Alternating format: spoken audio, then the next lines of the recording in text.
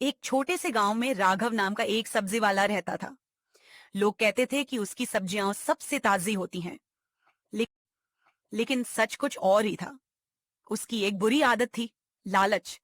और एक दिन इसी लालच ने उसे जिंदगी का सबसे बड़ा सबक सिखा दिया। सुबह का बाजार, लोग सब्जियां खरीद रहे हैं। जैसे ही ग्राहक दूसरी तरफ देखता है, राघव नीचे से सड़े हुए टमाटर थैले में डाल देता है। राघव की दुकान पर हर दिन भीड़ लगी रहती थी, लेकिन कोई नहीं जानता था कि वह ऊपर ताजी सब्जियां दिखाकर नीचे से सड़ी हुई सब्जियां दे देता था। एक गरीब बुजुर्ग महिला हाथ में कुछ सिक्के लेकर आती है। बेटा, बस इतने ही पैसे हैं। जितनी अच्छी सब्जी आ सके दे देना। हाँ हाँ, ले जाइए, इसी में काम चला लीजिए। भगवान तुम्हारा भला करे बेटा।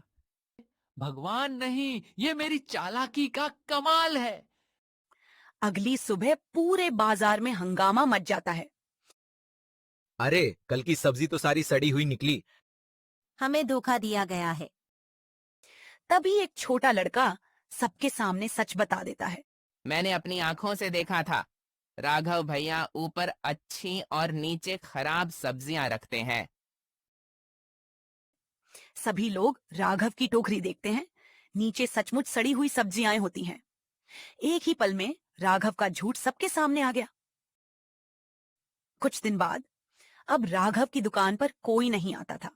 सारी सब्जियां धूप में पड़ी पड़ी खराब हो जाती थीं। मैंने थोड़े से पैसों के लिए सब कुछ खो दिया। अब कोई मुझ पर भरोसा ही नहीं करता। राघव उदास होकर बैठा होता है। तभी वही बुजुर्ग महिला वापस आती है।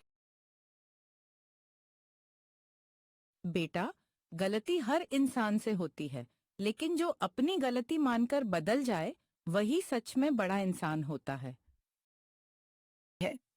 राघव की आंखें भर आती हैं। माँ जी, आज से न किसी को धोखा दूंगा, न गलत तौल दूंगा, बस ईमानदारी से काम करूंगा।